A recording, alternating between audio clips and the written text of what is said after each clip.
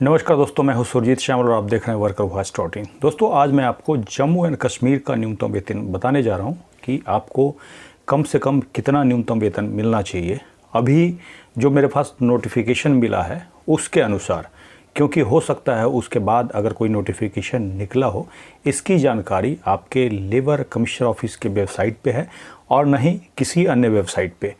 तो जो हमारे पास जानकारी निकल के आई है इसके अनुसार आपका कितना न्यूनतम वेतन होगा, क्योंकि बार बार आप सभी साथियों का कमेंट्स हमारे वीडियो के माध्यम से आ रहा था, तो आज हम उसकी जानकारी देंगे। और इसके साथ ही अगर आप जम्मू एंड कश्मीर के अंदर किसी सेंट्रल गवर्नमेंट के किसी ऑफिस में कॉन्ट्रैक्ट वर्कर के रूप में, डेली वेजर के रूप में, आउटसोर्स वर्कर के रूप में काम करते हैं, तो 1 अक्टूबर 2020 से लेकर के 31 मार्च 2021 तक आपका न्यूनतम वेतन क्या होगा, क्योंकि उसका नोटिफिकेशन हमारे पास है, तो इसकी भी मैं जानकारी दूंगा। तो इसके लिए आपसे अनुरोध है इस वीडियो पे आप अंत तक बने रहें।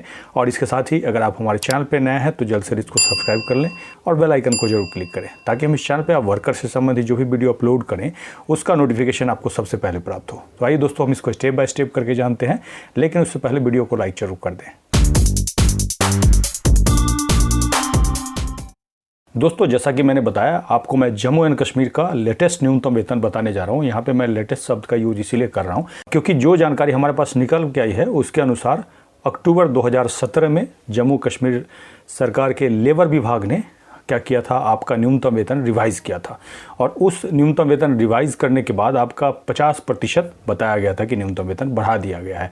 और उस नोटिफिकेशन के अनुसार आपका न्यूनतम वेतन क्या होगा, आज मैं इसी की जानकारी दूंगा, क्योंकि इसके बाद का नोटिफिकेशन मैंने काफ़ी प्रयास किया और आपका, क्योंकि इसके बाद क्या होता है, महंगाई भत्ते का नोटिफिकेशन हर 6 महीने के बाद आपका निकलना चाहिए, लेकिन शायद अभी तक नहीं निकला है 2017 के बाद।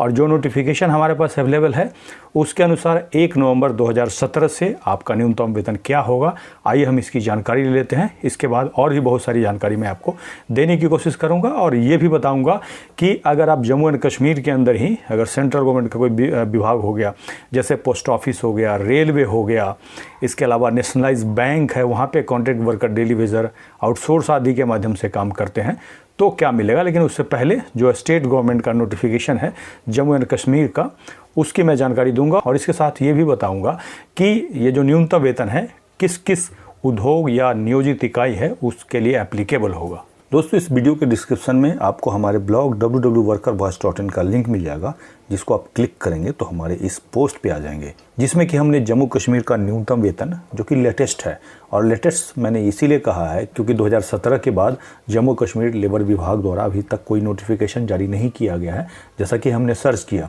और अगर नोटिफिकेशन जारी किया गया होगा तो उसके हिसाब से होगा, अगर नहीं किया गया है तो 1 नवंबर 2017 से राज्य के अलग अलग जो 45 नियोजित इकाई है उसमें इस दर से मिलेगा। अगर आप अनस्किल्ड के अंदर आते हैं तो एक दिन का 225 रुपया से कम नहीं होना चाहिए, मासिक 5850 रुपया, स्किल्ड के अंदर 350 रुपया एक दिन का और मासिक होगा 9100 रुपया। हाईली स्किल्ड में आते हैं तो 400 रुपया एक दिन का और जो मासिक होगा 10,400 रुपया। एडमिनिस्ट्रेटिव, मिनिस्ट्रियल या फिर अकाउंट स्टाफ के लिए 325 रुपया एक दिन का, 8,450 रुपया मासिक, इससे कम आपका नहीं होना चाहिए। और ये जो दर मैंने आपको बताया है इसमें बेसिक और डीए दोनों होगा।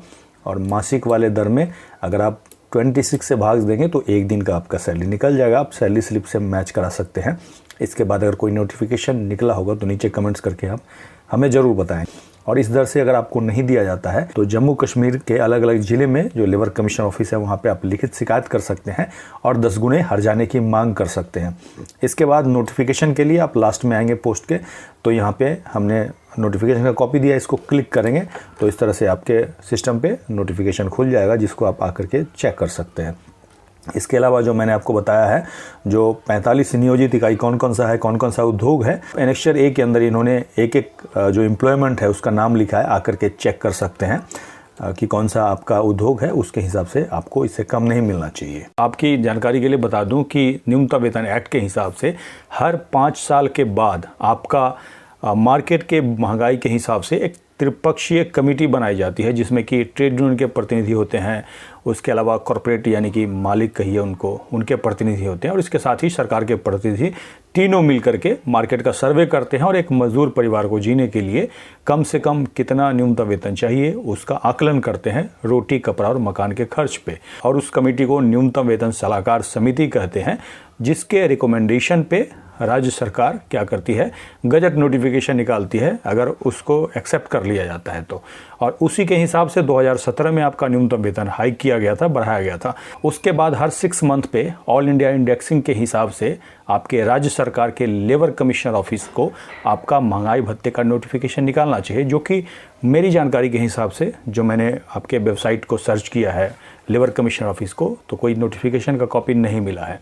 तो ऐसा लगता है कि उसके बाद नोटिफिकेशन निकला ही नहीं महंगाई भत्ते का, जिसकी वजह से आपका उतना का उतना न्यूनतम वेतन है। अगर निकला होगा तो आप हमें कमेंट्स में करके बताएंगे और हमें ईमेल के द्वारा भेजेंगे, ताकि हम क्या करेंगे उसको अपडेट करके बताएंगे। इसके साथ ही जम्मू एंड कश्मीर के अंदर सेंट्रल गवर्नमेंट का किसी भी विभाग में आप काम करते हैं तो उसके लिए एक अलग न्यूनतम वेतन का प्रावधान है, जो कि दिल्ली के चीफ लेबर कमिश्नर सेंट्रल के द्वारा जारी किया जाता है।